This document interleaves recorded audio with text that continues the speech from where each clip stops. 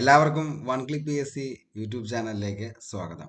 അപ്പോൾ ഒത്തിരി ഉദ്യോഗാർത്ഥികൾ നമ്മളെ ഇടിച്ച് ചോദിച്ചിരുന്നു, സാറേ കറണ്ട് അഫയേഴ്സ് എങ്ങനെയാണ് പഠിക്കേണ്ടത്, അതേപോലെ തന്നെ ഏത് വർഷം മുതലുള്ള കറണ്ട് അഫയേഴ്സ് ആണ് എൽ ഡി സിക്കും അതേപോലെ തന്നെ എൽ ജി എസ് എക്സാമിനും വരുന്നത്. അങ്ങനെ ഒത്തിരി ചോദ്യങ്ങൾ ചോദിച്ചു. അപ്പോൾ അതിൻ്റെ എല്ലാത്തിൻ്റെയും കൂടെയുള്ള ഒരു കൺക്ലൂഷനാണ് ഈ ഒരു വീഡിയോ എന്ന് പറയുന്നത്. കാരണം 2021 മുതൽ 2024 നമ്മുടെ ഡിഗ്രി പ്രിലിംസ് വരെയുള്ള ക്വസ്റ്റ്യൻ പേപ്പറുകൾ എടുത്ത് പരിശോധിച്ചതിന് ശേഷം അതിൻ്റെ അകത്ത് വന്നിരിക്കുന്ന ആനുകാലികവുമായി ബന്ധപ്പെട്ട ചോദ്യങ്ങൾ നമ്മൾ പഠിച്ചതിന് ശേഷം 15ഓളം ഹോട്ട് ടോപ്പിക്സ് ആണ് നിങ്ങൾക്ക് വേണ്ടി ഞാൻ തരാൻ പോകുന്നത്. അതായത് ഇന്ന് കേരളത്തിൽ ഇതേവരെ ഒരു ചാനലിലും ചെയ്യാത്ത അത്ര ഹൈലി എക്സ്ക്ലൂസീവ് ആയിട്ടുള്ള ഒരു വീഡിയോ ആയിരിക്കും ഈ ഒരു വീഡിയോ എന്ന് പറയുന്നത്.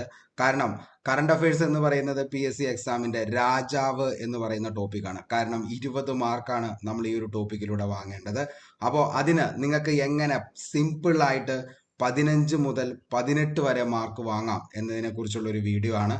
അപ്പോൾ വീഡിയോ മൊത്തമായിട്ട് കാണാനായിട്ട് ശ്രമിക്കുക. വീഡിയോയുടെ ലെങ്ത് എന്ന് പറയുന്നത് കുറച്ച് വലിയ ലെങ്ത് ഉണ്ടാകും. കാരണം ഇത് പഠിച്ചതിന് ശേഷം ഏതൊക്കെയാണ് നിങ്ങൾക്ക് ഹോട്ട് ടോപ്പിക്സ് എന്ന് തന്നതിന് ശേഷം ഏതൊക്കെ എക്സാമുകളിലാണ് ഇത് ചോദിച്ചത് എന്നുള്ളതിനെ കുറിച്ച് നിങ്ങൾക്ക് വിശദമായി പറഞ്ഞതിന് ശേഷം നമ്മൾ ഒരു 5 ക്വസ്റ്റ്യൻ എങ്ങനെ സിമ്പിളായിട്ട് കറണ്ട് അഫയേഴ്സ് പഠിക്കാം എന്നതിനെ കുറിച്ചുമാണ് ഈ ഒരു വീഡിയോ. അപ്പോൾ വീഡിയോ കണ്ട് നിങ്ങൾക്ക് ഇഷ്ടപ്പെടുകയാണെങ്കിൽ ഉറപ്പായിട്ടും ലൈക്ക് അടിക്കുക. അതേപോലെ തന്നെ എന്ത് ചെയ്യുക, നിങ്ങളുടെ അഭിപ്രായം അത് എന്ത് തന്നെയാണെങ്കിലും താഴെ കമൻറ്റ് ബോക്സിൽ രേഖപ്പെടുത്തണം. അങ്ങനെയാണെങ്കിൽ നമ്മൾ കറണ്ട് അഫയേഴ്സിൻ്റെ ഒരു സീരീസ് തന്നെ സ്റ്റാർട്ട് ചെയ്യുന്നതായിരിക്കും. ഓക്കെ, അപ്പോൾ ഇന്നത്തെ വീഡിയോ എന്ന് പറയുന്നത് 20 മാർക്ക് വാങ്ങാനായിട്ട് നമ്മൾ പഠിക്കേണ്ട 15 ഹോട്ട് ടോപ്പിക്സ്. അതായത് ഇന്ന് പി എസ് സിയുടെ എക്സാം എടുത്ത് നോക്കിക്കഴിഞ്ഞാൽ ഏറ്റവും കൂടുതൽ മാർക്ക് വരുന്ന പി എസ് സി പരീക്ഷയുടെ രാജാവ് എന്നറിയപ്പെടുന്ന ടോപ്പിക്കാണ് കറണ്ട് അഫയേഴ്സ്.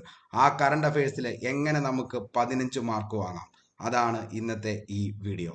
നമുക്ക് നേരെ വീഡിയോയിലേക്ക് പോകാം. ഓക്കെ, അപ്പോൾ കറണ്ട് അഫയേഴ്സ്, അതായത് ഈ ഒരു എക്സാം നമ്മൾ ഉദ്ദേശിക്കുന്നത് ഏതൊക്കെ എക്സാമാണെന്ന് ചോദിച്ചു കഴിഞ്ഞാൽ L G S, L D C, degree level എക്സാംസിന് പോകുന്ന ഉദ്യോഗാർത്ഥികളാണെങ്കിൽ നിങ്ങൾക്ക് എല്ലാവർക്കും ഈ ഒരു വീഡിയോ ഉപകാരപ്പെടും. ഓക്കെ, ഇനി നമുക്ക് 2021 മുതൽ 2024 നടന്ന ഡിഗ്രി പ്രിലിംസിന്റെ എക്സാം വരെ എടുത്തിട്ടാണ് നമ്മൾ ഈ ഒരു വിശകലനം ചെയ്യുന്നത്.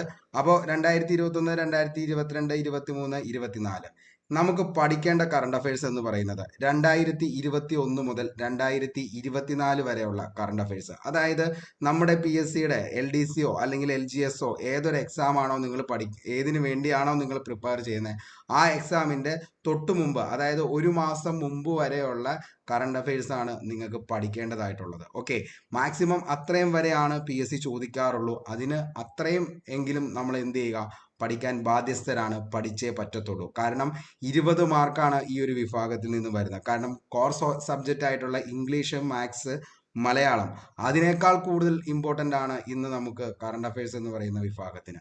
കാരണം റാങ്ക് മേക്കിംഗ് ആയിട്ടുള്ള എല്ലാ ചോദ്യങ്ങളും വരുന്നത് ഈ ഒരു വിഭാഗത്തിൽ നിന്നാണ്. അപ്പോൾ അതുകൊണ്ട് തന്നെ 2021 മുതൽ 2024 നമ്മുടെ എക്സാം എന്നാണോ വരുന്നത് അതിന് ഒരു മാസം മുമ്പ് വരെയുള്ള കറണ്ട് അഫയേഴ്സ് വ്യക്തമായി പഠിച്ചു പോവുക. ഇനി അതെങ്ങനെയാണെന്നുള്ളത് ഞാൻ നിങ്ങളുടെ അടുത്ത് പറയാം. അതായത് 2021 മുതൽ നമ്മൾ 2024 ഡിഗ്രി പ്രിലിംസ് വരെയുള്ള ക്വസ്റ്റ്യൻ പേപ്പർ നമ്മൾ എടുത്തു നോക്കിക്കഴിഞ്ഞപ്പോൾ മൊത്തം റിപ്പീറ്റഡ് ക്വസ്റ്റ്യൻ അല്ല, അതായത് ഏറ്റവും കൂടുതൽ വന്നിരിക്കുന്ന ചോദ്യങ്ങൾ എന്ന് പറയുന്നത് റിപ്പീറ്റഡ് ക്വസ്റ്റ്യൻസ് മാക്സിമം ഒഴിവാക്കിങ്ങനെ കൂടിയാണ് നമുക്ക് വന്നിരിക്കുന്നത്. 152ഓളം ചോദ്യങ്ങളാണ് മൊത്തത്തിൽ വന്നിരിക്കുന്നത്. അപ്പോൾ ഈ 152 പ്രധാനപ്പെട്ട ചോദ്യങ്ങളാണ് ഏറ്റവും കൂടുതൽ ചോദിച്ചിരിക്കുന്നത്. അതിൻ്റെ അകത്ത് നമ്മൾ എടുത്തു നോക്കിക്കഴിഞ്ഞാൽ സ്റ്റേറ്റ്മെന്റ് ലെവലിലുള്ള ചോദ്യങ്ങൾ എന്ന് പറയുന്നത് 35 കൂടുതൽ ചോദ്യങ്ങൾ ചോദിച്ചിരിക്കുന്നത് സ്റ്റേറ്റ്മെന്റ് ലെവലുള്ള ചോദ്യങ്ങളാണ് കറണ്ട് അഫയേഴ്സ് വിഭാഗത്തിൽ നിന്ന് വന്നിരിക്കുന്നത്. ബാക്കി എല്ലാ ചോദ്യങ്ങളും വൺ വേർഡ് ആയിട്ടുള്ള ചോദ്യങ്ങൾ തന്നെയാണ് ബാക്കി 120ഓളം ചോദ്യങ്ങൾ വന്നിരിക്കുന്നത്. ഏറ്റവും കൂടുതൽ റിപ്പീറ്റഡ് ആയിട്ടുള്ള ചോദ്യം എന്ന് പറയുന്നത് നോബൽ പ്രൈസ്, സ്പോർട്സ് അവാർഡുകളാണ് ഏറ്റവും കൂടുതൽ റിപ്പീറ്റ് ചെയ്ത് വന്നിരിക്കുന്ന ആ ഒരു വിഭാഗം. 2021 എടുത്ത് നോക്കുകയാണെങ്കിൽ 15ഓളം ക്വസ്റ്റ്യൻസ് ആണ് അതിൽ നിന്നും വന്നിരിക്കുന്നത്. 2022 25 ക്വസ്റ്റ്യൻസും 2023 ഏറ്റവും കൂടുതൽ എന്ത് ചെയ്തിരിക്കുന്നത്, ചോദ്യങ്ങൾ ചോദിച്ചിരിക്കുന്നത് 60+ ആണ് വന്നിരിക്കുന്നത്. 2024 ഏകദേശം 50ഓളം ചോദ്യങ്ങൾ. അങ്ങനെ ഈ ഇത്രയും ദിവസങ്ങളിലെ, അതായത് 2024 വരെ എടുത്തു നോക്കി കഴിയുമ്പോൾ ഏകദേശം നമുക്ക് വന്നിരിക്കുന്ന 152ഓളം ചോദ്യങ്ങൾ ഇങ്ങനെയാണ് വന്നിരിക്കുന്നതെന്ന് മനസ്സിലാക്കാനായിട്ട് സാധിക്കും. അതിൽ നിന്നും ഒരു കാര്യം നിങ്ങൾ മനസ്സിലാക്കിക്കോ. കാരണം 2021, 22, 23, 24 വർഷത്തെ കറണ്ട് അഫയേഴ്സ് നമ്മൾ പഠിക്കുമ്പോൾ ഏറ്റവും കൂടുതൽ ഇമ്പോർട്ടൻ്റ് കൊടുക്കുന്നത് ഏത് വർഷമാണെന്ന് ചോദിച്ചു കഴിഞ്ഞാൽ അത് ഏതായിരിക്കണം? 2023 അതേപോലെ തന്നെ നമ്മുടെ 2024 ആണ് ഏറ്റവും കൂടുതൽ ഇമ്പോർട്ടൻ്റ് കൊടുക്കേണ്ട ഇയർ എന്ന് പറയുന്നത്. ഓക്കെ, കാരണം 2021 നിന്നും 22 നിന്നും ഏകദേശം ചോദ്യങ്ങൾ ചോദിക്കാം, പക്ഷെ അത് എത്ര വരത്തില്ല.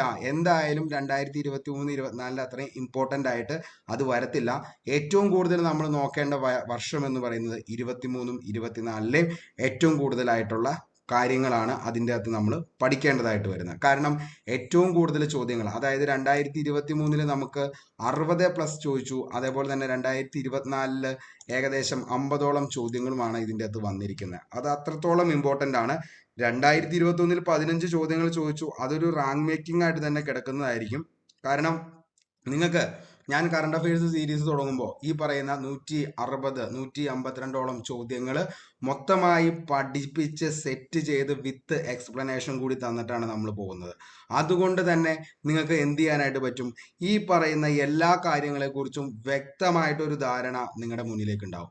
അതിനു വേണ്ടിയിട്ട് ഞാനൊരു 5ഓളം എക്സാമ്പിളും ഈ ഒരു വീഡിയോയിൽ തന്നെ ഉൾപ്പെടുത്തുന്നുണ്ട്. എങ്ങനെയാണ് കറണ്ട് അഫയേഴ്സ് നമ്മുടെ മെമ്മറിയിൽ ഇരിക്കാൻ പാകത്തിന് നമ്മൾ പഠിക്കേണ്ടതെന്ന്. വെറുതെ നമ്മൾ വായിച്ചു വിട്ടിട്ടോ വെറുതെ ഒരു ടോപ്പിക് എടുത്ത് ആ ടോപ്പിക് നോക്കുമ്പോഴാണ് നിങ്ങൾക്ക് ഏറ്റവും കൂടുതൽ കൺഫ്യൂഷനിലേക്ക് വരുന്നത്. കാരണം ഈ പറയുന്ന പേരുകളോ അതേപോലെ തന്നെ ഈ പറയുന്ന ആളുകളെ ഒന്നും നമ്മൾ കാണാത്ത ആളുകളും അതേപോലെ തന്നെ കേൾക്കാത്തതുമായിട്ടുള്ള കാര്യങ്ങളെ കുറിച്ചാണ് നമ്മൾ പഠിക്കുന്നത്. അപ്പോൾ അത് ഒരു എക്സാം പോയിന്റ് ഓഫ് വ്യൂവിൽ പഠിക്കുമ്പോൾ അതെന്താണെന്ന് അറിഞ്ഞതിന് ശേഷം മാത്രം പഠിച്ചെങ്കിലാണ് നമ്മുടെ ഓർമ്മയിൽ അത് നിൽക്കത്തുള്ളൂ. അല്ലാതെ പഠിക്കുന്ന ഉദ്യോഗാർത്ഥികൾക്കാണ് കറണ്ട് അഫയേഴ്സ് ഏറ്റവും ടഫായിട്ടും കൺഫ്യൂഷനായിട്ടും വരുന്നതും. അതേപോലെ തന്നെ അവർ എന്താണ് ഈ പറയുന്ന നമ്മുടെ എക്സാം പോയിന്റ് ഓഫ് വ്യൂവിൽ എക്സാം ടൈമിൽ തെറ്റിക്കാനുള്ള ചാൻസ് ഏറ്റവും കൂടുതൽ കൂടുന്നത്. ഓക്കെ, ഇനി നമുക്ക് ഏതൊക്കെയാണ് ആ 15 ഹോട്ട് ടോപ്പിക്സ് എന്നതിനെ കുറിച്ച് നോക്കാം. അതായത് കലാ സാംസ്കാരികം, നമുക്കറിയാം നോബൽ പ്രൈസ്, ബാഫ്ത, ദേശീയ പുരസ്കാരം, അങ്ങനെയുള്ള കാര്യങ്ങൾ എല്ലാം വരുന്നത്, ദേശീയ അവാർഡ്, ഇതൊക്കെ വരുന്നത് കലാ സാംസ്കാരികം എന്ന് പറയുന്ന ടോപ്പിക്കാണ്. ഏറ്റവും ഇമ്പോർട്ടൻ്റ് ആയിട്ട് ഒന്ന് കലാ സാംസ്കാരികം. അതിൻ്റെ അകത്ത് ഏറ്റവും കൂടുതൽ റിപ്പീറ്റ് ആൻഡ് റിപ്പീറ്റ് വരുന്നതാണ് നോബൽ പ്രൈസ്, അതേപോലെ തന്നെ ഓസ്കാർ ഒക്കെ പറയുന്നത്. ഓക്കെ, അടുത്തതാണ് രണ്ടാമത്തെ ടോപ്പിക്കാണ് സാഹിത്യം എന്ന് പറയുന്ന ആ ഒരു ടോപ്പിക്ക്. അതും ഇമ്പോർട്ടൻ്റ് ആണ്. എന്ത് ചെയ്യുക? കറക്റ്റായിട്ട് പഠിക്കാനായിട്ട് ശ്രമിക്കുക. കായികം ഇമ്പോർട്ടൻ്റ് ആണ്. അടുത്തത് ശാസ്ത്ര സാങ്കേതികം, അടുത്തത് സാമ്പത്തിക ശാസ്ത്രം, അടുത്തത് പദ്ധതികളാണ്. ഇനി നിയമനങ്ങൾ, റാങ്കിങ്, പ്രമേയങ്ങൾ, പുസ്തകങ്ങൾ, അതേപോലെ തന്നെ വിയോഗങ്ങൾ, കേരള മന്ത്രിസഭ, അതേപോലെ തന്നെ കേന്ദ്ര മന്ത്രിസഭ ഉറപ്പായിട്ടും ചോദിക്കാറുണ്ട്. അതേപോലെ തന്നെ ഭരണഘടനാ ഭേദഗതികൾ, സുപ്രധാന നിയമങ്ങൾ, അതേപോലെ തന്നെ നയങ്ങളും. ഇത്രയും 15 ടോപ്പിക്സ് ആണ്. അതായത് നമുക്കറിയാം വനിതാ സംവരണ നിയമം, അതേപോലെ തന്നെ പബ്ലിക് എക്സാമിനേഷൻ നിയമം 2024. അപ്പം അങ്ങനെയുള്ള കാര്യങ്ങളൊക്കെയാണ് അതിൻ്റെ അകത്ത് വരുന്നത്. ഇനി നിങ്ങൾക്കറിയാം ഈ പറയുന്ന ഫസ്റ്റ് ടോപ്പിക്ക് ഞാൻ പറഞ്ഞു കലാ സാംസ്കാരികം എന്ന് പറയുന്നത്. അതിൻ്റെ അകത്ത് ഞാൻ പറഞ്ഞില്ലേ നോബൽ പ്രൈസ് കാര്യങ്ങളൊക്കെയാണ് അതിൻ്റെ അകത്ത് ഏറ്റവും കൂടുതൽ വരുന്നത്. സാഹിത്യത്തിലാണെങ്കിൽ നമുക്കറിയാം കേന്ദ്ര സാഹിത്യ അക്കാദമി പുരസ്കാരം, അതേപോലെ തന്നെ എന്താണ് കേരള സാഹിത്യ അക്കാദമി പുരസ്കാരം, അങ്ങനെയുള്ള പുരസ്കാരങ്ങളും കാര്യങ്ങളൊക്കെയാണ് അതിൻ്റെ അകത്ത് വരുന്നത്. അതേപോലെ തന്നെ കായികം, ശാസ്ത്ര സാങ്കേതികം, സാമ്പത്തിക ശാസ്ത്രം. നമ്മൾ ഈ പറയുന്ന 15 ടോപ്പിക്സുകൾ സിസ്റ്റമാറ്റിക് ആയിട്ട് നമ്മൾ എന്ത് ചെയ്യും? സെറ്റ് ചെയ്ത് നമ്മൾ പഠിച്ചു പോയിരിക്കും. അതായത് നമ്മുടെ വൺ ക്ലിക്ക് PSC എന്ന് പറയുന്ന നമ്മുടെ യൂട്യൂബ് ചാനലിൽ ഈ പറയുന്ന കലാ സാംസ്കാരികം, നോബൽ പ്രൈസ്, ഓസ്കാർ ഉൾപ്പെടെ ഓരോന്നും നമ്മൾ പഠിച്ചതിന് ശേഷം നിങ്ങൾക്ക് അറിയാൻ പറ്റും. തിങ്കൾ ബുധൻ വെള്ളി ദിവസങ്ങളിൽ നമ്മൾ ഈ ക്ലാസ് ഇട്ടതിന് ശേഷം വൈകുന്നേരം കൃത്യം 9 മണിക്ക് ഇതിന്റെ ക്വസ്റ്റ്യൻ ബോൾ നിങ്ങൾക്ക് വേണ്ടിയിട്ട് ഏകദേശം 25ഓളം ചോദ്യങ്ങൾ ഉൾപ്പെടുന്ന ക്വസ്റ്റ്യൻ ബോളും കൂടി നിങ്ങൾക്ക് തന്നതിന് ശേഷമാണ് നമ്മൾ എന്ത് ചെയ്യുന്നത്? അന്നത്തെ ആ ഒരു ദിവസം കംപ്ലീറ്റ് ചെയ്യുന്നത്. ഓട്ടോമാറ്റിക്കലി നമുക്ക് ഈ പറയുന്ന നിങ്ങൾക്ക് അതായത് നിങ്ങൾ അതായത് 3 മണിക്ക് നിങ്ങൾ കണ്ട ക്ലാസ് നിങ്ങൾ പഠിച്ചതിന് ശേഷം നിങ്ങൾ ഈ ക്വസ്റ്റ്യൻസും ചെയ്ത് നിങ്ങൾ കഴിഞ്ഞു കഴിഞ്ഞാൽ നിങ്ങൾക്ക് എന്താണ് ഇതിനെക്കുറിച്ച് വ്യക്തമായിട്ടൊരു ധാരണ നിങ്ങൾക്ക് ലഭിച്ചിരിക്കും.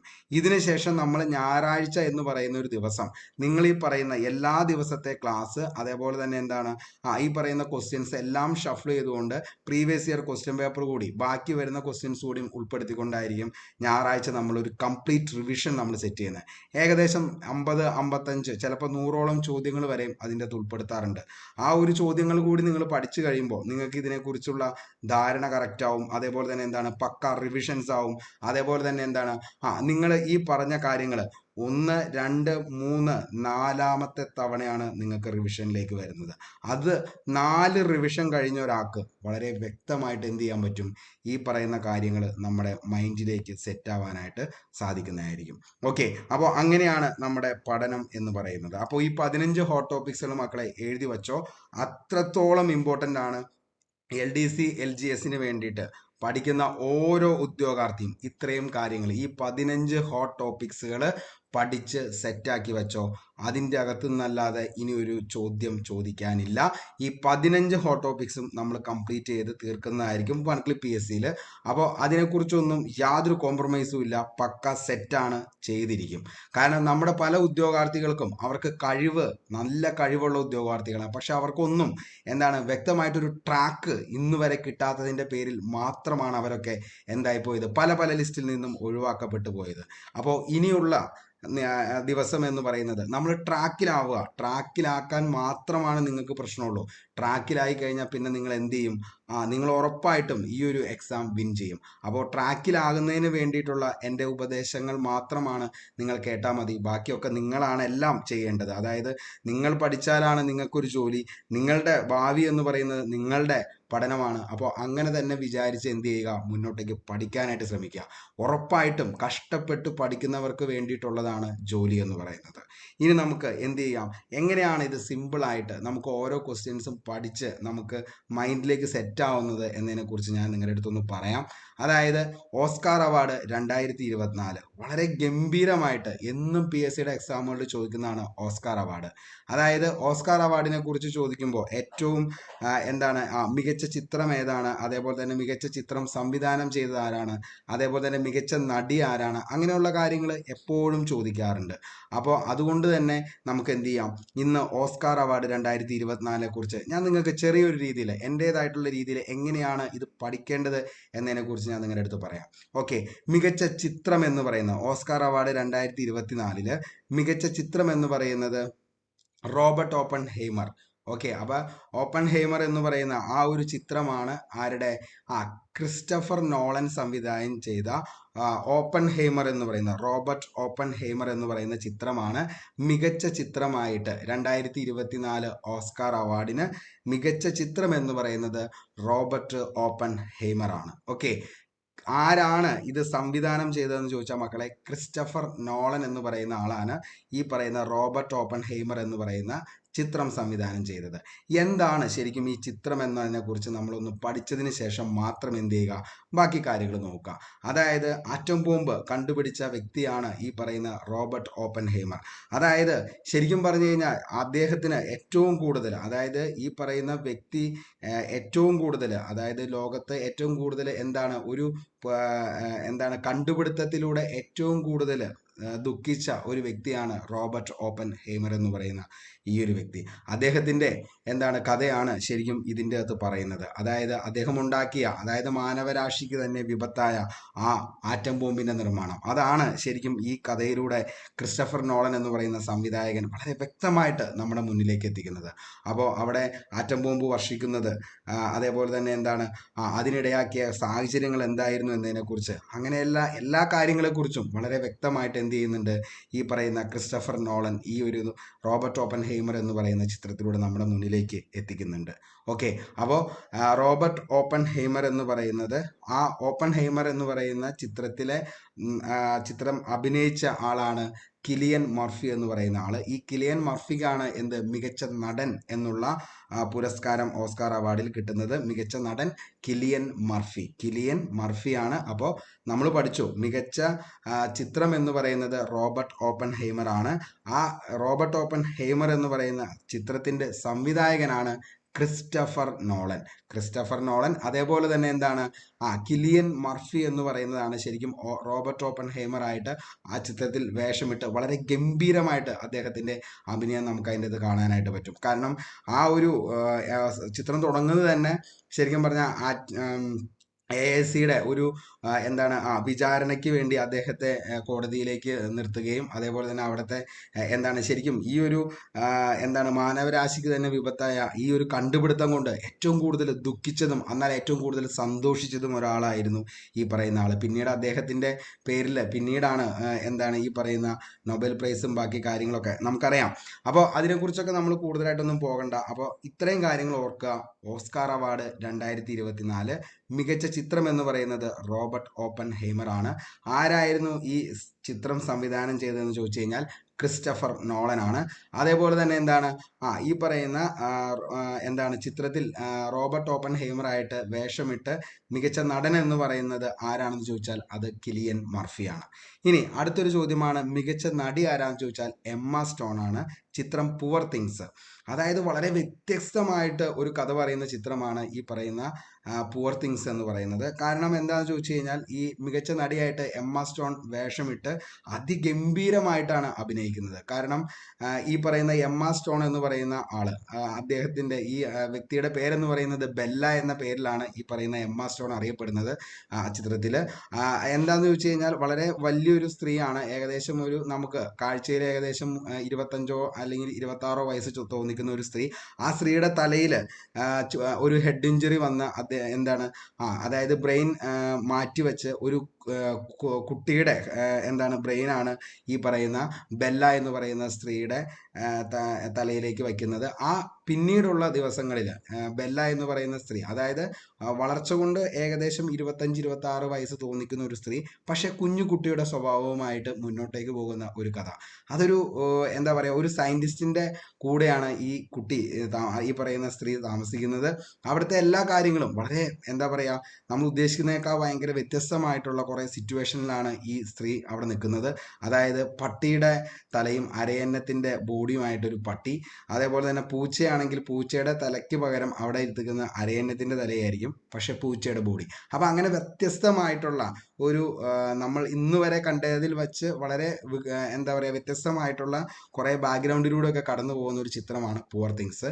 എമ്മ സ്റ്റോൺ ആണ് അതിൻ്റെ അകത്ത് ഈ പറയുന്ന ബെല്ല എന്ന് പറയുന്ന ക്യാരക്ടർ ശരിക്കും പോകുന്നത്. വളരെ വ്യത്യസ്തമായ എന്താണ് ഒരു ചിത്രം തന്നെയാണ്. കാണാൻ പറ്റുമെങ്കിൽ അതൊക്കെ ഒന്ന് കാണാനായിട്ട് ശ്രമിക്കുക. ഈ പറയുന്ന റോബർട്ട് ഓപ്പൺ ഹെയ്മർ, അതേപോലെ തന്നെ എന്താണ് ഈ പറയുന്ന പുവർ തിങ്സ് എന്നൊക്കെ പറയുമ്പോൾ ഇടയ്ക്കപ്പോൾ വല്ലപ്പോഴും സമയമൊക്കെ കിട്ടുമ്പോൾ ജസ്റ്റ് ഒന്ന് നോക്കിയാൽ മതി. ശരിക്കും ഇതാണ് ഈ പറയുന്ന കഥ എന്ന് പറയുന്നത്. പുവർ തിങ്സ്, എമ്മ സ്റ്റോൺ മികച്ച നടി, ഓർത്തു വച്ചോ. അപ്പോൾ പുവർ തിങ്സ് എന്ന് പറയുന്നത് ഇത്രയേ ഉള്ളൂ. അതിൻ്റെ എന്താണ് പുവർ തിങ്സ് എന്ന് പറയുന്ന ചിത്രത്തിൽ ബെല്ല എന്ന് പറയുന്ന ക്യാരക്ടർ ചെയ്യുന്ന എമ്മ സ്റ്റോണിനാണ് മികച്ച നടിയായിട്ട് വരുന്നത്. പക്ഷെ പിന്നീട് അവളുടെ ഓർമ്മ തിരിച്ചു കിട്ടുമ്പോൾ വിക്ടോറിയ എന്ന പേരിലേക്ക് മാറുകയൊക്കെ ചെയ്യുന്നുണ്ട്. അത്രയും ഗംഭീരമാണ് ആ ഒരു ഇത്. മികച്ച സംവിധായകൻ ക്രിസ്റ്റഫർ നോളൻ, ഓപ്പൺ ഹെയ്മർ നമുക്കറിയാം. മികച്ച എഡിറ്റർ ജെന്നിഫർ ലേമാണ്. ഏറ്റവും കൂടുതൽ പുരസ്കാരം നേടിയത് ചിത്രം ഏതാണെന്ന് ചോദിച്ചു കഴിഞ്ഞാൽ റോബർട്ട് ഓപ്പൺ ഹെയ്മർ. അതായത് ഓപ്പൺ ഹെയ്മർ ആണ് ഏറ്റവും കൂടുതൽ പുരസ്കാരം നേടിയത്. ഓസ്കാറിലെ ഏറ്റവും കൂടുതൽ പുരസ്കാരം നേടിയത് ഈ പറയുന്ന ഓപ്പൺ ഹെയ്മർ ആണ്. 7 പുരസ്കാരങ്ങളാണ് കിട്ടിയത്. അതായത് നമ്മൾ പറഞ്ഞു ആറ്റം ബോംബിന്റെ പിതാവായിട്ടുള്ള റോബർട്ട് ഓപ്പൺ ഹെയ്മറുടെ ജീവിതത്തെ ആസ്പദമാക്കി തയ്യാറാക്കിയ ചിത്രമാണ് റോബർട്ട് ഓപ്പൺ ഹെയ്മർ. വളരെ ഗംഭീര സിനിമയാണ്. ശരിക്കും പറഞ്ഞു കഴിഞ്ഞാൽ നമ്മളത് കണ്ടു കഴിയുമ്പോൾ ചില സന്ദർഭങ്ങളിലൊക്കെ നമുക്ക് കണ്ണിൽ നിന്ന് എന്താണ് അത്രത്തോളം നമുക്ക് സങ്കടം വരും. അത്ര ഗംഭീരമായിട്ടാണ് ഈ പറയുന്ന കഥ അവിടെ അവതരിപ്പിക്കുന്നത്. 13 നോമിനേഷനുകളാണ് ലഭിച്ചത്. 11 നോമിനേഷനുകളായി പുവർ തിങ്സ് രണ്ടാമതുണ്ടായിരുന്നു. പുവർ തിങ്സ് ഓസ്കാറുടെ എണ്ണം 4 എണ്ണമാണ്. അപ്പോൾ മികച്ച ഡോക്യുമെന്ററി ഫീച്ചർ ഫിലിം വിഭാഗത്തിൽ ഇന്ത്യൻ ഡോക്യുമെന്ററി ടൈഗർ ഇടം നേടിയിരുന്നു. നമുക്കറിയാം ജാർഖണ്ഡിലെ ബലാത്സംഗത്തെ ആസ്പദമാക്കി ഒരുക്കിയ ഒരു ഡോക്യുമെന്ററിയാണ് ഈ പറയുന്ന ടൈഗർ എന്ന് പറയുന്നത്. ടൈഗർ അപ്പോൾ അതിൻ്റെ അകത്ത് ഇടം നേടിയിരുന്നു. അതേപോലെ തന്നെ കാനഡയിലെ ഇന്ത്യൻ വംശജനായ നിഷ പഹുജയാണ് ഇത് സംവിധാനം ചെയ്തത്. ഓക്കെ, അപ്പോൾ നിഷ പഹുജയാണ് ഇത് സംവിധാനം ചെയ്തത്. അപ്പോൾ ഇത്രയാണ് ഇതിൻ്റെ അകത്ത് പറയുന്നുള്ളൂ. അപ്പോൾ നമ്മൾ പറഞ്ഞ കാര്യങ്ങൾ ഞാൻ ഒന്നുകൂടി പറയാം. അതായത് മികച്ച ചിത്രം എന്ന് പറയുന്നത് റോബർട്ട് ഓപ്പൺ ഹെയ്മർ. ആരായിരുന്നു സംവിധായകൻ? അത് ക്രിസ്റ്റഫർ നോളനാണ്. മികച്ച നടി എമ്മ സ്റ്റോൺ ആണ് ചിത്രം പുവർ തിങ്സ്. ഞാൻ പറഞ്ഞു ബെല്ല എന്ന് പറയുന്ന ക്യാരക്ടർ എന്താണ് വലിയൊരാളും ചെറിയ കുട്ടിയുടെ മനസ്സുമായിട്ട് വളരെ ഗംഭീരമായിട്ട് അവതരിപ്പിച്ചതാണ് പുവർ തിങ്സ്. കിട്ടിയെന്ന് തോന്നുന്നു. മികച്ച നടൻ എന്ന് പറയുന്നത് കിലിയൻ മർഫി. റോബർട്ട് ഓപ്പൺ ഹേമർ, അതായത് ആറ്റം ബോംബ് കണ്ടുപിടിച്ച് ലോകത്തെ തന്നെ പിടിച്ചു കുലുക്കിയ, അതിനെക്കുറിച്ച് വളരെ ഗംഭീരമായിട്ടുള്ള ചിത്രമാണ്. അതിൻ്റെ അകത്ത് വേഷമിട്ടതാണ് കിലിയൻ മർഫി. ഇനി മികച്ച സംവിധായകൻ നമ്മുടെ ഓപ്പൺ ഹേമറിന്റെ സംവിധായകനായിട്ടുള്ള ആരാണ്? ക്രിസ്റ്റഫർ നോളനാണ്. മികച്ച എഡിറ്റർ ജെന്നിഫർ ലേമാണ്. ഏറ്റവും കൂടുതൽ പുരസ്കാരം നേടിയത് നമ്മൾ പറഞ്ഞു ആരാണ്? റോബർട്ട് ഓപ്പൺ ഹേമർ ആണ്. 7 പുരസ്കാരങ്ങളാണ് കിട്ടിയത്. 7 പുരസ്കാരങ്ങൾ കിട്ടി റോബർട്ട് ഓപ്പൺ ഹേമർ. ഇനി ആറ്റം ബോംബിന്റെ പിതാവ് റോബർട്ട് ഓപ്പൺ ഹേമറുടെ ജീവിതത്തെ ആസ്പദമാക്കി തയ്യാറാക്കിയ ചിത്രമാണ് റോബർട്ട് ഓപ്പൺ ഹേമർ. 13 നോമിനേഷനുകളിൽ 11 നോമിനേഷനുകൾ ആർക്ക് കിട്ടി? പുവർ തിങ്സിന് രണ്ടാമതും 13 നോമിനേഷനുകളാണ് ആർക്ക് ലഭിച്ചത്? ഈ പറയുന്ന നമ്മുടെ റോബർട്ട് ഓപ്പൺ ഹേമറിന് കിട്ടിയത്. ഇനി പുവർ തിങ് ഓഫ് ഓസ്കാർ എത്ര ലഭിച്ചു എന്ന് ചോദിച്ചു കഴിഞ്ഞാൽ 4 എണ്ണമാണ്. മികച്ച ഡോക്യുമെന്ററി ഫീച്ചർ ഫിലിം വിഭാഗത്തിലെ ഇന്ത്യൻ ഡോക്യുമെന്ററി ആണ് ടൈഗർ ഇടം നേടി. അതേപോലെ തന്നെ ജാർഖണ്ഡിലെ കൂട്ട ബലാത്സംഗത്തെ ആസ്പദമാക്കി ഒരുക്കിയ ഡോക്യുമെന്ററി ആണിത്. കാനഡയിലെ ഇന്ത്യൻ വംശജനായ നിഷ പഹുജയാണ് ടൈഗർ എന്ന് പറയുന്ന ആ ഡോക്യുമെന്ററി സംവിധാനം ചെയ്തത്. വളരെ വ്യക്തമായെന്ന് കരുതുന്നു. ഇങ്ങനെ നമ്മൾ പഠിച്ചു പോയി കഴിഞ്ഞാൽ നമുക്ക് ഉറപ്പായിട്ടും എന്ത് ചെയ്യാൻ പറ്റും? നമ്മുടെ മെമ്മറിയിലേക്ക് ഓരോ കാര്യങ്ങളും സെറ്റായിട്ട് വരും. ഇപ്പം തന്നെ നിങ്ങൾ നോക്കി, നമ്മൾ ആദ്യം പഠിച്ച പോയിന്റ് എന്ന് പറയുന്നത് ഓസ്കാർ 2024 മികച്ച ചിത്രം എന്ന് പറയുന്നത് ഏതായിരുന്നു? ഓപ്പൺ ഹേമർ ആണ്. ആ ഓപ്പൺ ഹേമർ സംവിധാനം ചെയ്തത് ആരാണ്? നിങ്ങൾക്ക് ഓർമ്മയുണ്ട്. ആരാണ്? ക്രിസ്റ്റഫർ നോളനാണ്. മികച്ച നടൻ എന്ന് പറയുന്നത് ആരാണ്? കിലിയൻ മർഫിയാണ്. അതേപോലെ തന്നെ മികച്ച നടി എന്ന് പറയുന്നത് ആരാണ്? എമ്മ സ്റ്റോൺ ആണ്. ആ എമ്മ സ്റ്റോൺ അഭിനയിച്ച ആ ചിത്രമായിരുന്നു എന്തെന്ന് പറയുന്നത്? പുവർ തിങ്സ്, ബെല്ല എന്ന് പറയുന്ന ക്യാരക്ടർ. ഓക്കെ, ഇനി എത്ര നോമിനേഷനുകളാണ് നിലവിൽ പോയെന്ന് വെച്ചാൽ 13 നോമിനേഷനാണ്. പുരസ്കാരം എത്രയാണ് കിട്ടിയെന്ന് വെച്ച് കഴിഞ്ഞാൽ 7 പുരസ്കാരം. മറ്റത് 11 നോമിനേഷൻ പോയി എത്ര പുരസ്കാരം കിട്ടി? 4 പുരസ്കാരമാണ് കിട്ടിയത്. അപ്പോൾ ഇനി നമ്മൾ അതിൻ്റെ കൂടെ നമ്മൾ പറഞ്ഞു ഒരു കാര്യം കൂടി. എന്താണ്? ജാർഖണ്ഡിലെ കൂട്ട ബലാത്സംഗത്തെ ആസ്പദമാക്കി ഒരുക്കിയ ഡോക്യുമെന്ററിയാണ് ഏതെന്ന് പറയുന്ന ടൈഗർ. ആ ടൈഗർ നിഷ പഹൂജയാണ് സംവിധാനം ചെയ്തത്. അപ്പോൾ അത്രയും കാര്യങ്ങൾ വളരെ വ്യക്തമായി മനസ്സിലാക്കിയെന്ന് തോന്നുന്നു.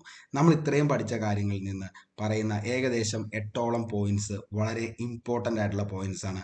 അത് നമ്മുടെ മൈൻഡിലേക്ക് വീണ്ടും ഒന്നുകൂടി പഠിച്ചതിന് ശേഷം റീകളക്ട് ചെയ്യാൻ പറ്റുക. ഓരോ ക്യാരക്ടറും നമ്മുടെ മനസ്സിലൂടെ തങ്ങി വളരെ വ്യക്തമായിട്ട് പോകുന്നത് നിങ്ങൾക്ക് മനസ്സിലാവും. ഇങ്ങനെയാണ് നമ്മൾ ഓരോ വിഭാഗവും പഠിച്ച് സെറ്റാക്കി പോകേണ്ടത് കറണ്ട് അഫയേഴ്സ്. എങ്കിൽ മാത്രമാണ് എക്സാം പോയിന്റ് ഓഫ് വ്യൂവിൽ നമ്മുടെ മൈൻഡിലേക്ക് അത് നിൽക്കത്തുള്ളൂ.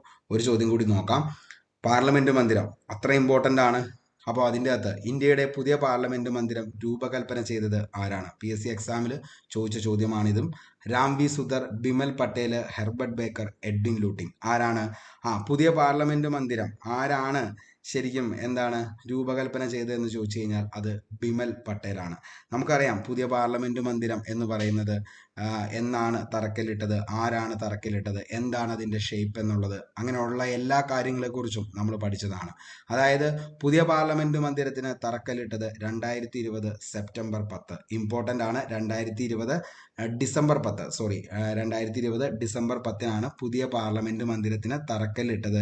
2020 ഡിസംബർ 10. ഇന്ത്യയുടെ പുതിയ പാർലമെന്റ് മന്ദിരം ഉദ്ഘാടനം ചെയ്തത് ആരാന്ന് ചോദിച്ചാൽ ഒന്നും നോക്കേണ്ട കാര്യമില്ല. അന്ന് ആ സമയത്ത് കുറേ പ്രശ്നങ്ങളൊക്കെ വന്നതാണ്. കാരണം പ്രസിഡന്റ് ആണ് ഉദ്ഘാടനം ചെയ്യേണ്ടത് എന്നൊക്കെ പറഞ്ഞുകൊണ്ട്. അപ്പോൾ അന്ന് നമുക്കറിയാം ഇന്ത്യയുടെ പുതിയ പാർലമെന്റ് മന്ദിരം ഉദ്ഘാടനം ചെയ്തത് ശ്രീ നരേന്ദ്രമോദിയാണ്. അപ്പോൾ എന്നാണെന്ന് ചോദിച്ചാൽ 2023 മെയ് 28 നരേന്ദ്രമോദി ഇത് എന്ത് ചെയ്യുന്നത്? ഉദ്ഘാടനം ചെയ്യുന്നത്. ഉദ്ഘാടനത്തോടനുബന്ധിച്ച് അധികാര കൈമാറ്റത്തെ സൂചിപ്പിക്കാനായിട്ട് ബ്രിട്ടീഷുകാർ പ്രഥമ പ്രധാനമന്ത്രി ജവഹർലാൽ നെഹ്റുവിന് സമർപ്പിച്ച ചെങ്കോൽ പുതിയ മന്ദിരത്തിന്റെ സ്പീക്കറുടെ ഇരിപ്പിടത്തിന് സമീപം സ്ഥാപിച്ചു. അതായത് നമുക്കറിയാം, നമ്മുടെ ഇന്ത്യൻ പാർലമെന്റ് മന്ദിരം എന്ന് പറയുന്നത് ബ്രിട്ടീഷുകാർ നമ്മുടെ അധികാര കൈമാറ്റത്തിന്റെ സമയത്ത് നെഹ്റുവിന്റെ കയ്യിലേക്ക് ഏൽപ്പിച്ചതാണ് ഈ പറയുന്ന ചെങ്കോൽ എന്ന് പറയുന്ന സംഭവം. അതായത് അധികാരം മറ്റൊരു വ്യക്തിയിലേക്ക് കൈമാറുന്നു എന്നതിനെ സൂചിപ്പിക്കാനായിട്ടാണ് ഈ ചെങ്കോൽ ആരുടെ കയ്യിലേക്ക് കൊടുത്തത്? നമ്മുടെ നെഹ്റുവിന്റെ കയ്യിലേക്ക് ബ്രിട്ടീഷുകാർ കൊടുത്തത്. ആ ചെങ്കോലിനെ വീണ്ടും എവിടെയാണ്? സ്പീക്കറിന്റെ തൊട്ടടുത്ത് തന്നെ സ്ഥാപിച്ചാണ് നമ്മുടെ ഈ പറയുന്ന പാർലമെന്റ് മന്ദിരത്തിന്റെ ആ ഉദ്ഘാടന സമയത്ത് ചെയ്തത്. ഓക്കെ, ഇനി ഇന്ത്യയുടെ പുതിയ പാർലമെന്റ് മന്ദിരത്തിന്റെ നിർമ്മാണ പദ്ധതി അറിയപ്പെടുന്നതാണ് Central Vista project. Mostly repeated ആണ് സെൻട്രൽ വിസ്ത പ്രോജക്റ്റ്. താഴെ പറയുന്നവയിൽ എന്തുമായിട്ടാണ് ബന്ധപ്പെട്ടിരിക്കുന്നതെന്ന് ചോദിച്ചാൽ സെൻട്രൽ വിസ്ത പ്രോജക്റ്റ് എന്താണ്? നമ്മുടെ പാർലമെന്റ് മന്ദിരവുമായി ബന്ധപ്പെട്ടതാണ് സെൻട്രൽ വിസ്ത പ്രോജക്റ്റ്. ഇനി പുതിയ പാർലമെന്റ് മന്ദിരത്തിന്റെ ആകൃതി നമുക്കറിയാം. അതായത് പുതിയ പാർലമെന്റ് മന്ദിരം ഏത് ആകൃതിയിലാണെന്ന് ചോദിച്ചു കഴിഞ്ഞാൽ ത്രികോണ ആകൃതിയിലാണ് പുതിയ പാർലമെന്റ് മന്ദിരം എന്ത് ചെയ്തേക്കുന്നത്, പണി കഴിപ്പിച്ചേക്കുന്നത് ത്രികോണാകൃതിയിലാണ്. കാരണം ആ സമയത്തൊക്കെ പത്രങ്ങളിലും അതേപോലെ തന്നെ ന്യൂസ് ചാനലുകളിലൊക്കെ അത്രത്തോളം കൊട്ടി ആഘോഷിച്ചതാണ് ഈ പറയുന്ന പാർലമെന്റ് മന്ദിരവും അതിന്റെ രൂപകൽപ്പന ചെയ്ത വ്യക്തിയും അതേപോലെ തന്നെ എന്താണ് അതിന്റെ നിർമ്മാണവും അങ്ങനെയുള്ള കാര്യങ്ങൾ എല്ലാം വളരെ വ്യക്തമായിട്ട്. അപ്പോൾ എന്താണ്, ത്രികോണാകൃതിയിലാണ് ഇത് സ്ഥിതി ചെയ്യുന്നത്. ഇനി പുതിയ പാർലമെന്റ് മന്ദിരം രൂപകൽപ്പന ചെയ്തത് ആരാണെന്ന് ചോദിച്ചു കഴിഞ്ഞാൽ ഗുജറാത്തുകാരനായിട്ടുള്ള ബിമൽ പട്ടേൽ എന്ന് പറയുന്ന വ്യക്തിയാണ് എന്ത് ചെയ്തത്, ഈ പറയുന്ന പുതിയ പാർലമെന്റ് മന്ദിരം രൂപകൽപ്പന ചെയ്തത്. പുതിയ പാർലമെന്റ് മന്ദിരത്തിലെ ആദ്യ സമ്മേളനം നടന്നത് 2023 സെപ്റ്റംബർ 19. പുതിയ പാർലമെന്റ് മന്ദിരത്തിൽ അവതരിപ്പിച്ച ആദ്യ ബില്ല് ഏതാണെന്ന് ചോദിച്ചാൽ വനിതാ സംവരണ ബില്ല്. വേണമെങ്കിൽ ചോദിച്ചു കഴിഞ്ഞാൽ അത്രത്തോളം ഇമ്പോർട്ടൻ്റ് ആണ്. പുതിയ പാർലമെന്റ് മന്ദിരത്തിൽ അവതരിപ്പിച്ച ആദ്യ ബില്ലാണ് വനിതാ സംവരണ ബില്ല്. പുതിയ പാർലമെന്റ് മന്ദിരത്തിന്റെ ഉദ്ഘാടനവുമായി ബന്ധപ്പെട്ട് എത്ര രൂപയുടെ നാണയമാണ് കേന്ദ്ര സർക്കാർ പുറത്തിറക്കിയതെന്ന് ചോദിച്ചാൽ 75 രൂപയുടെ നാണയം. അപ്പോൾ പുതിയ പാർലമെന്റ് മന്ദിരം ഉദ്ഘാടനം ചെയ്തപ്പോൾ ഏത് രൂപയാണ് പുറത്തിറക്കിയതെന്ന് ചോദിച്ചാൽ 75 രൂപയുടെ നാണയമാണ് പുറത്തിറക്കിയത്.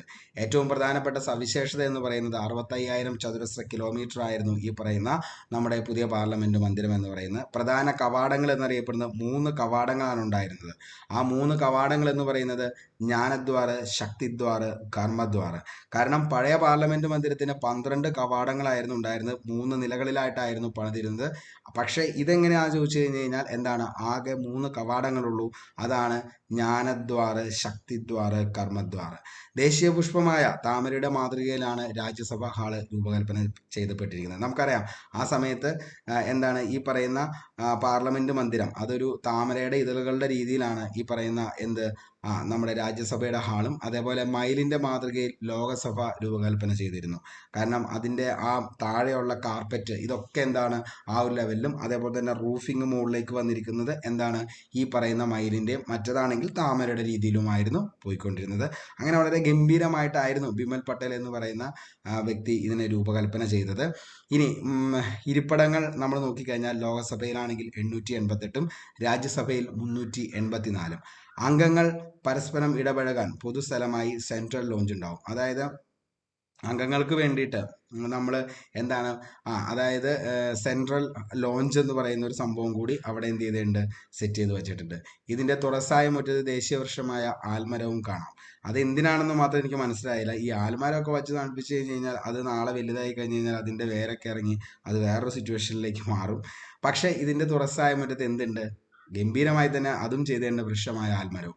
പഴയ പാർലമെന്റ് മന്ദിരത്തിൽ ഉള്ളതുപോലെ തന്നെ പുതിയ പാർലമെന്റ് മന്ദിരത്തിന്റെ സംയുക്ത സമ്മേളനങ്ങൾക്കായി സെൻട്രൽ ഹാളില്ല. പുതിയ മന്ദിരത്തിൽ ഇരുസഭകളും സംയുക്ത സമ്മേളനം നടക്കുന്നത് ലോകസഭ ചേംബറിലായിരിക്കും. പണ്ട് നമുക്കറിയാം പഴയ പാർലമെന്റ് മന്ദിരത്തിൽ സംയുക്ത സമ്മേളനം ആർട്ടിക്കിൾ 108 പ്രകാരം അവിടെ ചേർന്നിരുന്നത് എവിടെയാണെന്ന് ചോദിച്ചു കഴിഞ്ഞാൽ പാർലമെന്റ് മന്ദിരത്തിന്റെ സംയുക്ത സമ്മേളനം സെൻട്രൽ ഹാളിൽ വെച്ചായിരുന്നു. ഇന്ന് അവിടെ എന്തില്ല, ഈ പറയുന്ന ആ ഒരു ഭാഗം അവിടെ ഇല്ല. ലോകസഭാ ചേംബറിൽ ഒരു സീറ്റ് 3 പേർക്ക് കണക്കായി 1272 പേർക്കാണ് ഇവിടെ ഇരിക്കാൻ പറ്റുന്നത്. നമുക്ക് ഇത്രയും പറഞ്ഞ സ്ഥിതിക്ക് പഴയ പാർലമെന്റ് മന്ദിരത്തിലെ 1-2 കാര്യങ്ങൾ കൂടി പറയാം. പഴയ പാർലമെന്റ് മന്ദിരം സ്ഥിതി ചെയ്യുന്നത് ന്യൂഡൽഹി. നമുക്കറിയാം പഴയ പാർലമെന്റിന്റെ ആകൃതി എന്ന് പറയുന്നത് ദീർഘവൃത്താകൃതിയിലാണ് പഴയ പാർലമെന്റ് മന്ദിരം. പ്രവേശന കവാടം നമ്മൾ ഇത് പറഞ്ഞു 3 ഇവിടെ എത്രയാണ്, 12 ഉള്ളത്. 1927 ജനുവരി 18 പാർലമെന്റ് മന്ദിരം ഉദ്ഘാടനം ചെയ്തത് ലോർഡ് ഇർവിനാണ്. ലോർഡ് ഇർവിൻ ഉദ്ഘാടനം ചെയ്തു. ഇവിടെയാണെങ്കിൽ നരേന്ദ്രമോദിയാണ്. പുതിയ പാർലമെന്റ് മന്ദിരത്തിന് പ്രധാനമന്ത്രി നരേന്ദ്രമോദി നിർദ്ദേശിച്ച പേരായിരുന്നു അതാണ് സംവിധാൻ സദൻ എന്ന പേരിൽ അറിയപ്പെടുന്നത്. അപ്പോൾ ഇത്രയും കാര്യങ്ങളാണ് ഇതിൻ്റെ അകത്ത് നമുക്ക് പഠിക്കാനായിട്ടുള്ളൂ. ഓക്കെ, മനസ്സിലായില്ലേ? അപ്പോൾ ഇതിൻ്റെ അകത്ത് നമ്മൾ നോക്കിക്കഴിഞ്ഞാൽ നമുക്ക് കുറേ പോയിന്റ്സ് ഉണ്ട്. ഏകദേശം 10-12ഓളം പോയിന്റ്സ് നമുക്ക് ഉറപ്പായിട്ട് നമ്മുടെ മൈൻഡിലേക്ക് തന്നെ വരും. ആക്ച്വലി നമ്മളിത് നോക്കുമ്പോൾ തന്നെ നമ്മൾ എന്താ ചെയ്യേണ്ടതെന്ന് വെച്ച് കഴിഞ്ഞാൽ അതായത് ഇന്ത്യയുടെ പുതിയ പാർലമെന്റ് മന്ദിരം. അപ്പോൾ പഴയ പാർലമെന്റ് മന്ദിരവും അതേപോലെ തന്നെ പുതിയ പാർലമെന്റ് മന്ദിരവും രണ്ടിനെ കുറിച്ച് നമ്മൾ പറയുന്നുണ്ട്. ജസ്റ്റ് ഒന്ന് കമ്പാരിസൺ ചെയ്താൽ തന്നെ അതിനെക്കുറിച്ചുള്ള മൊത്തമായിട്ടുള്ള ഒരു കാഴ്ച കാഴ്ചപ്പാട് നമുക്ക് കിട്ടും. ആദ്യം നമ്മുടെ മനസ്സിലേക്ക് വരേണ്ടതെന്നാന്ന് ചോദിച്ചാൽ പുതിയ പാർലമെന്റ് മന്ദിരം അത് എന്ത് ആകൃതിയിലാണ്? ആകൃതിയാണ് നമുക്കറിയേണ്ടത്. അപ്പോൾ ആകൃതി എന്ന് പറയുന്നത് ഇത് ത്രികോണാകൃതിയിലും പഴയതാണെങ്കിൽ ദീർഘവൃത്താകൃതിയിലുമാണ് കാണപ്പെടുന്നത്.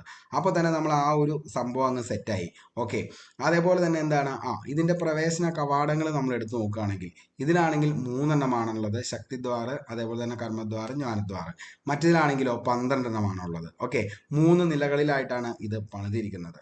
അതേപോലെ തന്നെ എന്താണ് നിലവിൽ ഈ പറയുന്ന പാർലമെന്റ് മന്ദിരത്തിന്റെ ഉദ്ഘാടനം എന്ന് പറയുന്നത് ഇവിടെ നരേന്ദ്രമോദിയാണ് ചെയ്യുന്നത്. അവിടെയാണെങ്കിൽ ആരാണ്?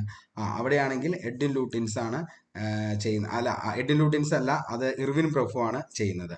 അതേപോലെ തന്നെ ആരാണ് ഇത് നിർമ്മിച്ചതെന്ന് ചോദിച്ചു കഴിഞ്ഞാൽ നമുക്കറിയാം. ആദ്യത്തേലാണെങ്കിൽ ആരാണ്? അത് എഡ്വിൻ ലൂട്ടിൻസും ഹെർബർട്ട് ബേക്കറുമാണ്. ഇവിടെയാണെങ്കിലോ ബിമൽ പട്ടേൽ എന്ന് പറയുന്ന ആളാണ് ഇത് രൂപകൽപ്പന ചെയ്തത്. അതേപോലെ തന്നെ സെൻട്രൽ വിസ്ത പ്രോജക്റ്റ് എന്ന പദ്ധതിയിലൂടെയാണ് ഇത് എന്ത് ചെയ്യുന്നത്? ഈ മന്ദിരത്തിന്റെ നിർമ്മാണത്തിന് പറയുന്ന പേരാണ് സെൻട്രൽ വിസ്ത പ്രോജക്റ്റ് എന്ന് പറയുന്നത്. സെൻട്രൽ വിസ്ത പ്രോജക്റ്റുമായി കരാറിലേർപ്പെട്ടത് ആരാണ്? ടാറ്റ പ്രൊജക്ട് ലിമിറ്റഡ് ആണ്. ഓക്കെ, അപ്പോൾ ഇത്രയും കാര്യങ്ങൾ നമുക്ക് എന്ത് ചെയ്യണം? സെറ്റ് ചെയ്ത് വെക്കണം. അതേപോലെ തന്നെ എന്താണ് ഈ പറയുന്ന വിസ്തീർണം 65,000 കിലോമീറ്റർ ആണ്, മയിലിന്റെ ആകൃതിയിലും. അതേപോലെ തന്നെ താമരയുടെ ഇതളുടെ ആണെങ്കിൽ രാജ്യസഭ. ഇതൊക്കെ നമുക്ക് നമ്മുടെ മനസ്സിലൂടെ തന്നെ നമുക്ക് എന്ത് ചെയ്യാൻ പറ്റും? സെറ്റ് ചെയ്ത് പോകാനായിട്ട് പറ്റും. എപ്പോഴും നമ്മൾ പഠിക്കുമ്പോൾ അതുമായി ബന്ധപ്പെട്ട ചെറിയൊരു ഹിസ്റ്ററി കൂടി പഠിച്ചതിന് ശേഷം മാത്രം എന്ത് ചെയ്യുക? പഠിച്ചു പോകാനായിട്ട് ശ്രമിക്കുക. അപ്പോൾ നമുക്ക് എന്ത് ചെയ്യാൻ പറ്റും? അത് നമ്മുടെ മനസ്സിലിരിക്കാനായിട്ട് പറ്റും. അല്ലെങ്കിൽ എന്താണെന്ന് വെച്ച് കഴിഞ്ഞാൽ ഇത് പിന്നീട് എന്ത് ചെയ്യത്തില്ല? നമ്മുടെ ഉള്ളിലിരിക്കത്തില്ല, മറന്നു പോകത്തുള്ളൂ. ഓക്കെ, ഇനി അടുത്തൊരു ചോദ്യത്തിലേക്ക് പോവാം. 2023 ജനുവരി 26 ഇന്ത്യയുടെ എത്രാമത്തെ റിപ്പബ്ലിക് ദിനമാണ് ആഘോഷിച്ചത്? എത്രാമത്തെ റിപ്പബ്ലിക് ദിനമാണ് ആഘോഷിച്ചത്? ഓപ്ഷൻ നോക്കിയേ. 72, 73, 74, 75. എത്രാമത്തെയാ? 74ാമത്തെ റിപ്പബ്ലിക് ദിനമാണ് ആചരിക്കുന്നത്. 2023 ജനുവരി 26 74ാമത്തെ റിപ്പബ്ലിക് ദിനമാണ് ആഘോഷിച്ചത്. പരേഡ് നടക്കുന്ന പാതയുടെ പേരാണ് രാജ്പഥ്. ഇത് മാറ്റി കർത്തവ്യപഥ് എന്ന് നാമകരണം ചെയ്ത ശേഷമുള്ള ആദ്യത്തെ റിപ്പബ്ലിക് ദിനമാണ്. അപ്പോൾ നേരത്തെ രാജ്പഥായിരുന്നു, ഇപ്പൊ അതെന്തായി? കർത്തവ്യപഥയായി. കാരണം മോദി വന്നോടുകൂടി തന്നെ എന്താണ് കുറെ കാര്യങ്ങൾ എന്ത് ചെയ്തിട്ടുണ്ട്? പേരുകൾ ചേഞ്ച് ചെയ്തിട്ടുണ്ട്. അപ്പോൾ പരേഡ് നടക്കുന്ന പാതയുടെ പേര് രാജ്പഥ ആയിരുന്നു, ഇന്ന് അതെന്താണ്? കർത്തവ്യപഥമായി. 74ാം റിപ്പബ്ലിക് ദിനത്തിന്റെ മുഖ്യ അതിഥി മോസ്റ്റ്ലി റിപ്പീറ്റഡ് ആണ്, എല്ലാ പ്രാവശ്യവും ചോദിക്കാറുണ്ട്. ആരാണ്? അബ്ദുൽ ഫത്ത അൽ സീസി, ഈജിപ്ഷ്യൻ പ്രസിഡന്റ് ആണ്. ചിലപ്പോൾ ചോദിക്കാം അബ്ദുൽ ഫത്ത അൽ സീസി ഏത് രാജ്യത്തെ പ്രസിഡന്റ് ആണ്? അറിയാം, ഏതാണ്? ഈജിപ്ഷ്യൻ പ്രസിഡന്റ് ആണ്. 74ാമത്തെ റിപ്പബ്ലിക് ദിനത്തിലെ മുഖ്യ അതിഥിയാണ് ആരെന്ന് പറയുന്നത്? ഈ പറയുന്ന ഈജിപ്ഷ്യൻ പ്രസിഡന്റ് ആയിട്ടുള്ള അബ്ദുൽ ഫത്ത അൽ സീസി. ആദ്യമായാണ് ഈജിപ്ഷ്യൻ രാഷ്ട്രത്തലവൻ റിപ്പബ്ലിക് ദിനാഘോഷത്തിൽ പങ്കെടുക്കുന്നത്. സുഭാഷ് ചന്ദ്രബോസിന്റെ ജന്മദിനമായ ജനുവരി 23 ആരംഭിച്ച രക്തസാക്ഷി ദിനവുമായി ജനുവരി 30 ആഘോഷങ്ങൾ അവസാനിച്ചത്. അപ്പോൾ സുഭാഷ് ചന്ദ്രബോസിന്റെ ജനുവരി 23 ആരംഭിച്ചത് എന്താണ്? ജനുവരി 30 ആഘോഷങ്ങൾ അവസാനിച്ചത്. ഇനി പുതിയ എന്താണ്? ഇന്ത്യ സ്ത്രീ ശാക്തീകരണം എന്നീ വിഷയങ്ങൾ മുൻനിർത്തിക്കൊണ്ട് ഇത്തവണത്തെ റിപ്പബ്ലിക് ദിനം ആഘോഷിച്ചത്. വിവിധ സംസ്ഥാനങ്ങളുടെയും കേന്ദ്രഭരണ പ്രദേശങ്ങളുടെയും 17ഓളം ടാബ്ലോകൾ, വിവിധ മന്ത്രാലയങ്ങളുടെയും വകുപ്പുകളുടെയുമായി 6 ടാബ്ലോകളും പരേഡിൽ അണിനിരന്നു. 74ാമത് റിപ്പബ്ലിക് ദിന പരേഡിന്റെ ആദ്യമായി അവതരിപ്പിച്ച ടാബ്ലോകളിൽ 1ാം സ്ഥാനം നേടിയത് ഇമ്പോർട്ടന്റ് ആണ്, പഠിച്ചു വച്ചോ. 74ാമത് റിപ്പബ്ലിക് ദിന പരേഡിന്റെ ഭാഗമായി അവതരിപ്പിച്ച ടാബ്ലോകളിൽ 1ാം സ്ഥാനം നേടിയത് ഉത്തരാഖണ്ഡാണ്. ഇമ്പോർട്ടന്റ് ആണ്, പഠിച്ചു വച്ചോ മക്കളെ. 1 മാർക്ക് അവിടെ സെറ്റാണ്. 2ാം സ്ഥാനം മഹാരാഷ്ട്ര, 3ാം സ്ഥാനം ഉത്തർപ്രദേശ്. PSC ഇപ്പം എന്താണ്? ചിലപ്പോൾ 2ാം സ്ഥാനം ആയിരിക്കും ചോദിക്കുന്നത്, 1ാം സ്ഥാനം ചോദിക്കില്ല.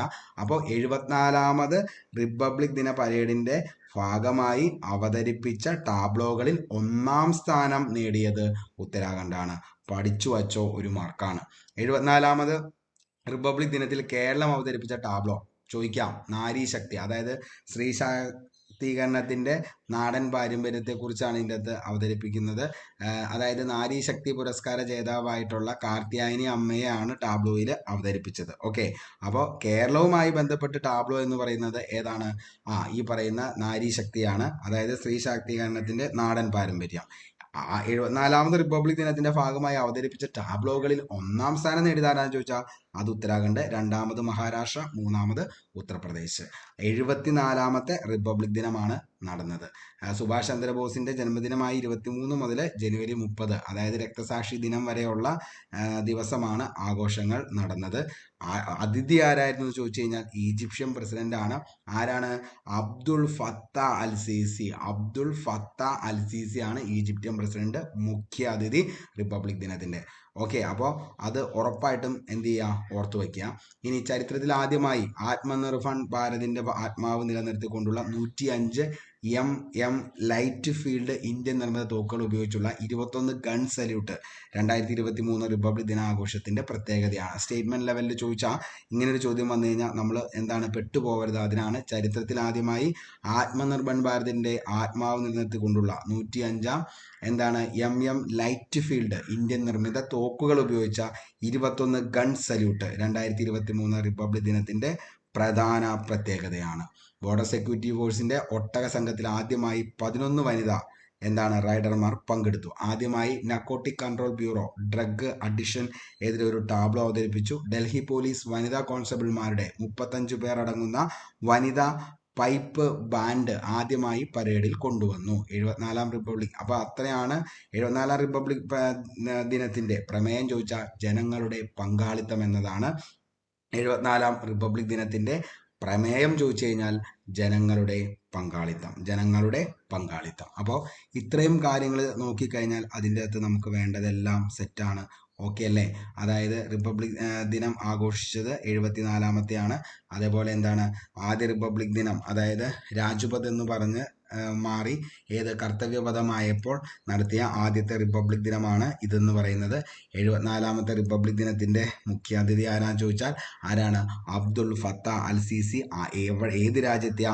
ഈജിപ്തിലെ പ്രസിഡന്റ് ആണ്. ആദ്യമായാണ് ഈജിപ്ഷ്യൻ പ്രസിഡന്റ് ഇവിടെ വരുന്നത്. എന്നാണ് ആരംഭിച്ചതെന്ന് വെച്ചാൽ ജനുവരി 23 മുതൽ ജനുവരി 30 വരെയായിരുന്നു ആഘോഷം. സ്ത്രീ ശാക്തീകരണം എന്നീ വിഷയങ്ങൾ മുൻനിർത്തിയാണ് റിപ്പബ്ലിക് ദിനം ആഘോഷിച്ചത്. അതേപോലെ തന്നെ വിവിധ സംസ്ഥാനങ്ങളുടെ 17ഓളം ടാബ്ലോകളും 6 വിവിധ മന്ത്രാലയങ്ങളുടെയും വകുപ്പുകളുടെയും അങ്ങനെ മൊത്തം 23 ടാബ്ലോകളാണ് ഇവിടെ അണിനിരന്നത്. അതിൽ 1ാം സ്ഥാനം ഉത്തരാഖണ്ഡ്, 2ാം സ്ഥാനം മഹാരാഷ്ട്ര, 3ാം സ്ഥാനം ഉത്തർപ്രദേശ്. കേരളത്തിൽ നിന്നും ആണെങ്കിൽ ഏതാണ് മക്കളെ? അതാണ് നമ്മുടെ നാരി ശക്തി എന്ന് പറയുന്നത്, സ്ത്രീ ശാക്തീകരണത്തിന്റെ നാടൻ പാരമ്പര്യം. ഇനി 2020 നാരി ശക്തി പുരസ്കാര ജേതാവായ കാർത്യായനി അമ്മയാണ് ടാബ്ലോയിൽ അവതരിപ്പിച്ചത്.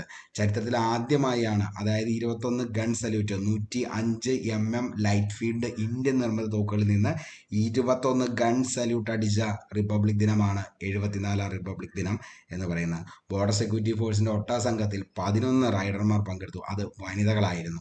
ഓക്കെ, ഇനി എന്തായിരുന്നു അതിന്റെ പ്രമേയം എന്ന് ചോദിച്ചു കഴിഞ്ഞാൽ ജനങ്ങളുടെ പങ്കാളിത്തമാണ് 74ാം റിപ്പബ്ലിക് ദിനത്തിന്റെ പ്രമേയം എന്ന് പറയുന്നത്. 4ാമത്തെ ചോദ്യം, 2023 ഓഗസ്റ്റ് 15 എത്രാമത്തെ ദിനമാണ് സ്വാതന്ത്ര്യം ആഘോഷിച്ചത്? അപ്പോൾ എത്രാമത്തെ സ്വാതന്ത്ര്യ ദിനമാണ് 2023 ആഘോഷിച്ചതെന്ന് ചോദിച്ചു കഴിഞ്ഞാൽ എത്രാമത്തെയാണ്?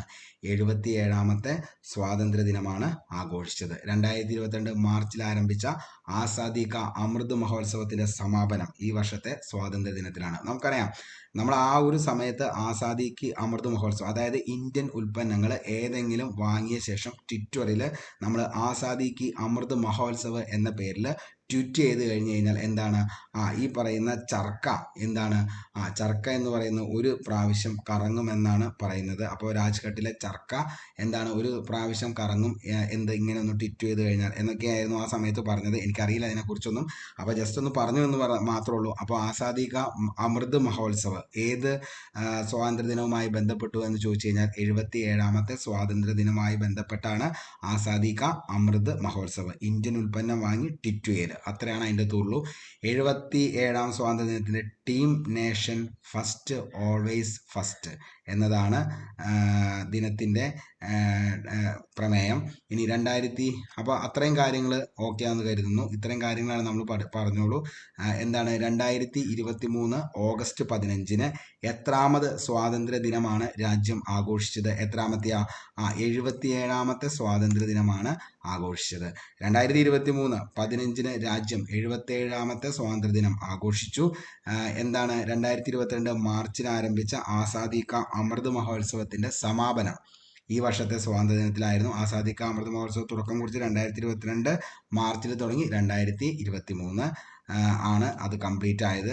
ഇനി 77ാമത്തെ സ്വാതന്ത്ര്യദിനത്തിൻ്റെ തീമാണ് എന്തെന്ന് പറയുന്നത് nation first always first. Nation first always first എന്നതാണ് 77ാം സ്വാതന്ത്ര്യ ദിനത്തിൻ്റെ തീം എന്ന് പറയുന്നത്. അപ്പോൾ നമ്മുടെ എന്താണ് 74ാം റിപ്പബ്ലിക് ദിനത്തിൻ്റെ പ്രമേയോ ജനങ്ങളുടെ പങ്കാളിത്തം. ഓക്കെ, അപ്പോൾ പ്രമേയം എന്താണെന്ന് ചോദിച്ചാൽ ജനങ്ങളുടെ പങ്കാളിത്തമാണ് റിപ്പബ്ലിക് ദിനം. ഇത് എന്താണെന്ന് ചോദിച്ചു കഴിഞ്ഞാൽ എന്താണ് അതായത് നേഷൻ ഫസ്റ്റ് ഓൾവേസ് ഫസ്റ്റ്. 5ാമത്തെ ചോദ്യത്തോടുകൂടി ഇന്നത്തെ ഈ ഒരു സെറ്റ് ഇവിടെ തീരുകയാണ്. നിങ്ങൾക്കിത് ഇഷ്ടപ്പെടുവാണെങ്കിൽ ഉറപ്പായിട്ടും നിങ്ങൾക്കിത് മനസ്സിലാകുന്നുണ്ട്, ഇതേപോലെ പഠിച്ചു കഴിഞ്ഞാൽ ഉറപ്പായിട്ടും നിങ്ങൾക്ക് കിട്ടും. അപ്പോൾ ഇങ്ങനെയാണ് പഠിക്കേണ്ടത് എന്നതിനെക്കുറിച്ച് നിങ്ങൾക്ക് മനസ്സിലാക്കാനാണ് ഞാൻ ഈ ഒരു 5 ചോദ്യവും അതിൻ്റെ എക്സ്പ്ലനേഷനും കൂടി നിങ്ങൾക്ക് വേണ്ടി ചെയ്തത്. അപ്പോൾ ലാസ്റ്റ് ചോദ്യത്തിലേക്ക് നമുക്ക് പോകാം. 2023 നിയമസഭാ തെരഞ്ഞെടുപ്പിൽ നടന്ന സംസ്ഥാനങ്ങൾ താഴെ പറയുന്നവയിൽ അല്ലാത്തത് ഏതാണെന്നാണ്. നമുക്കറിയാം, ഓപ്ഷൻ നോക്കിയേ: ത്രിപുര, മേഘാലയ, നാഗാലാൻഡ്, ആന്ധ്രാപ്രദേശ്. 2023 നിയമസഭാ തെരഞ്ഞെടുപ്പ് നടന്ന സംസ്ഥാനങ്ങൾ താഴെ പറയുന്നവയിൽ അല്ലാത്തത് ഏതാണ് എന്നുള്ള ചോദ്യമാണ്. ഏതാണ്?